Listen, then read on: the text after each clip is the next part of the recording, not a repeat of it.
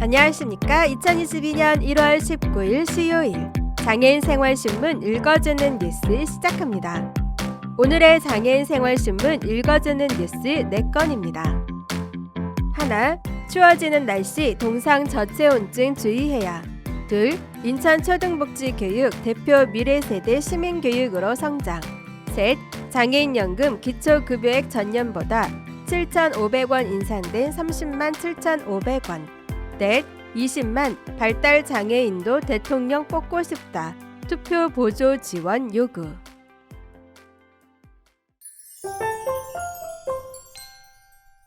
첫 번째 소식입니다.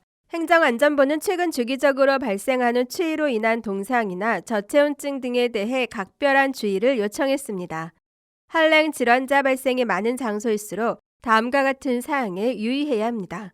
우선 집 주변에 가까운 곳을 가더라도 모자, 목도리, 장갑 등 방한용품을 챙겨 동상에 걸리지 않도록 주의하고, 특히 노상에서 장시간 활동하는 분들은 추운 날씨에 혈관이 손상되어 발생하는 염증에 각별한 주의가 필요합니다. 추운 날씨일수록 집안의 수도나 보일러 배관이 얼지 않도록 관리하는 등 난방에 주의해야 합니다. 얼음 낚시 등 겨울 놀이를 즐길 때는 주기적으로 따뜻한 곳에서 휴식하고 몸을 덮여주도록 합니다. 또한 저온 환경의 작업장에서는 여러 벌의 옷을 겹쳐 입고 땀과 물에 젖을 경우 갈아입을 여분의 옷과 양말을 준비하도록 합니다. 이때 모자와 두건, 보온장갑을 착용하고 보온과 방수 기능이 있는 신발을 신어야 합니다. 아울러 겨울철 추위에 대비하려면 다음과 같은 사항을 잘 지켜야 합니다.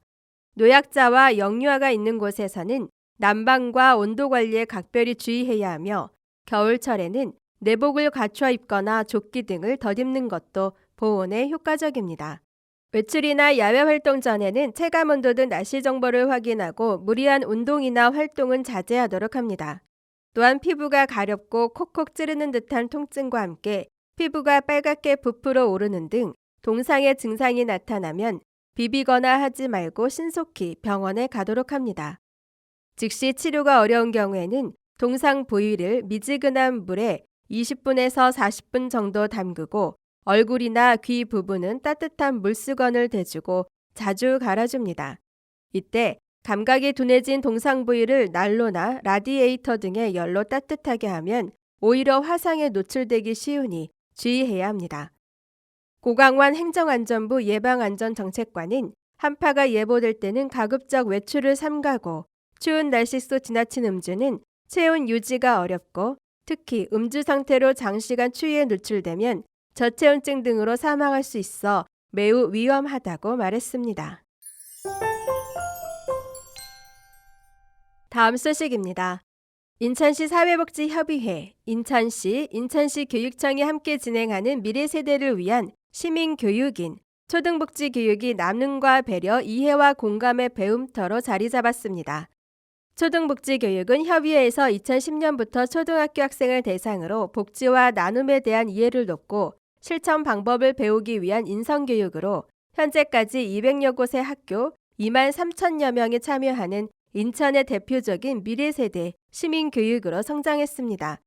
학생들은 일상생활에서 쉽게 접할 수 있는 다양한 상황들을 통해 사회복지에 대한 인식을 개선하고 더불어 사는 삶을 위해 나눔과 배려의 방법과 내용을 고민하며 이해와 공감 활동을 통해 공동체 의식을 함양할 수 있습니다.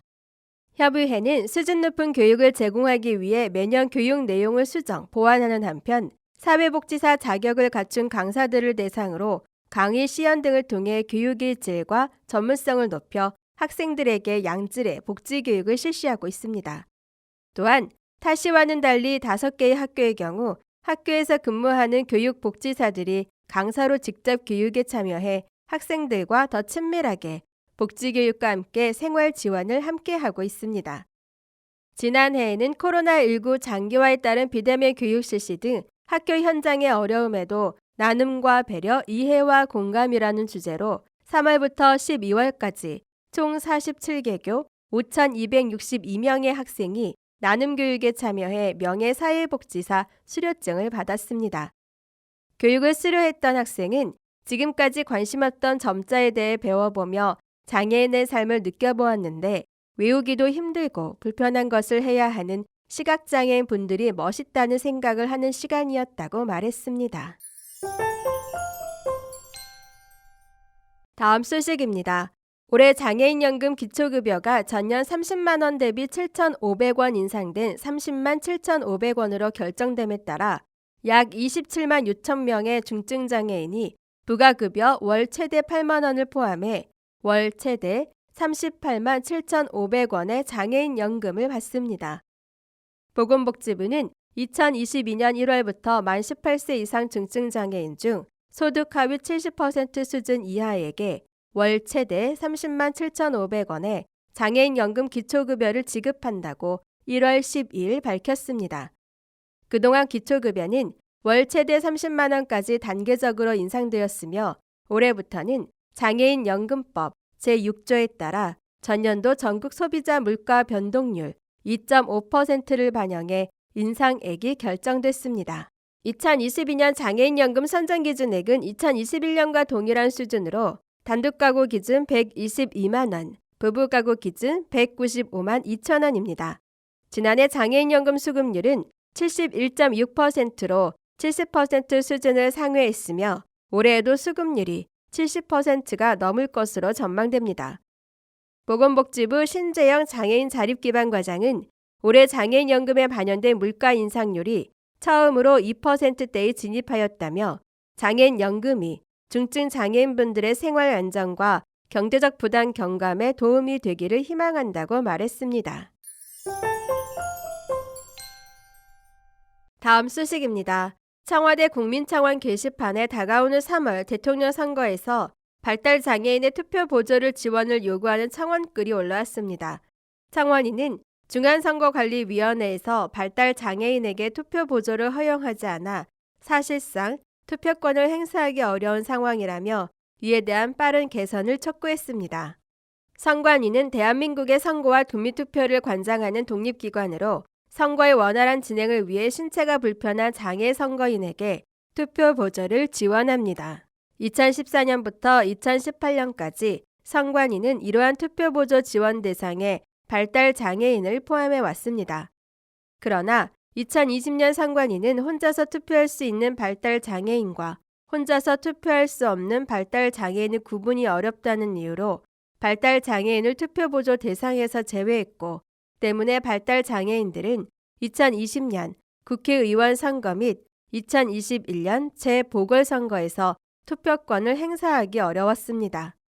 이에 발달 장애인들은 국가인권위원회에 장애인의 참정권을 보장해야 한다는 진정을 냈고 인권위는 발달 장애인이 투표 보조원의 조력을 받을 권리가 있다고 판단했습니다. 인권위는 발달 장애인을 포함한 모든 장애인이 비장애인과 동등하게 아무런 어려움 없이 투표에 참여할 수 있어야 한다며 공적 보조원 등 적극적인 조치를 취할 것을 선관위에 주문했습니다. 그러나 선관위는 현재까지 보다 합리적인 제도 개별 방안을 마련하고 있는 중이다며 구체적인 계획에 대한 언급을 피하고 있는 상황입니다. 청원위는 혼자서 투표할 수 있을지 없을지에 대해 어떤 기준을 적용한 것인지 모르겠다며 선관위의 결정에 의구심을 표했고 2014년부터 2018년까지 하던 방식 그대로 2022년 선거에서 발달 장애인에게 투표 보조를 허용하라면서 글을 맺었습니다. 해당 게시글에 1월 13일 현재 2,121명이 동의했습니다. 지금까지 장애인생활신문 읽어주는 뉴스를 애청해 주셔서 감사합니다. 장애인생활신문 읽어주는 뉴스 다음 시간에 찾아뵙도록 하겠습니다.